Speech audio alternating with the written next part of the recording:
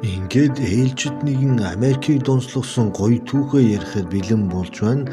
За өнөөдөр Фред Алис гэдэг нэгэн дурлалт хосуудын тухай болсон бодит түүхийг энгийн үг хэллэгээр ярьж өгнө.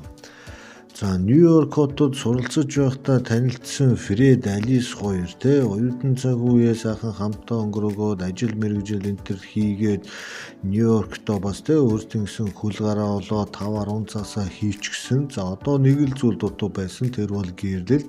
За мэдээж гэрэлсний дараа төлөвлөгөөтэй бас хүүхэд шуугаатай болно. За ерөнхий Америк айлын амьдралын хэв маяг бол ийм байдаг байгаа. За Фред бол өөрөө яг хөө Нью-Йоркийн унган хүүхэд бол биш. Өөрөө бол Нью-Жерсид өсөж том болсон хүүхэд. Алисууд бас Нью-Йоркийнх биш.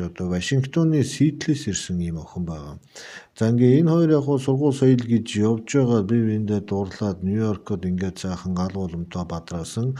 Гэхдээ яг хувирм найраа хаана хийх вэ гэхээр ерөөсөө шууд нөхрийнхөө буюу Фредийн төрсөн нутаг Нью-Жерсид хийя гэдгээр анханасаа бол төлөвлөж тохирсон байсан байна лээ.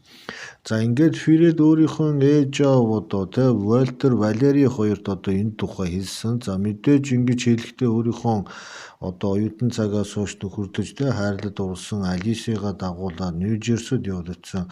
За Нью-Жерсид яваад очиход бол Вольтер Валери хоёрт бол Алис бол маш ихээр таалагдсан. Тэр яриа хөөрөө бие авч явж байгаа бүх байдал нь ерөнхийдөө өөрсдийнхөө хүү Фредэд нь хань болох юм байна гэдгийг бол зүүн совингоор бол мэдсэн байгаа. За Вольтер Валери хоёр бол газар дээр ганц хүүгээ бас дайжгүй хүүхэнтэй суулгачлаа. Тэгээд энэ хурим найрыг Нью-Жерси хотдоо бас нэг хайтаахан цэмбэгэр хийчмээр байна гэдэг санал хүсэлтийг хэлсэн. За Алис бол бас Вашингтонд хийн, Сиэтлд хийн, Нью-Йоркд хийн гэж бас хадам аав ээжтэйгээ маргалдаж цэмцэгнээгүй. Ерөөсөө л нөхрийнхөө аав ээжийнхэн буюу нөхрийнхөө үгэнд орж Нью-Жерсигийн Нью-Аркд байдаг нөгөө Гиген Жоны католик сүмд Роми маягаар бас хийя гэдэг тийм тохиролцоонд бол хүрсэн байгаа. За мэдээж Алис өөрөө Вашингтоны Сиэтл гаралтай учраас аав ээжийгээ дуудаж бас энэ хурим найранд бол орсон. За мэдээж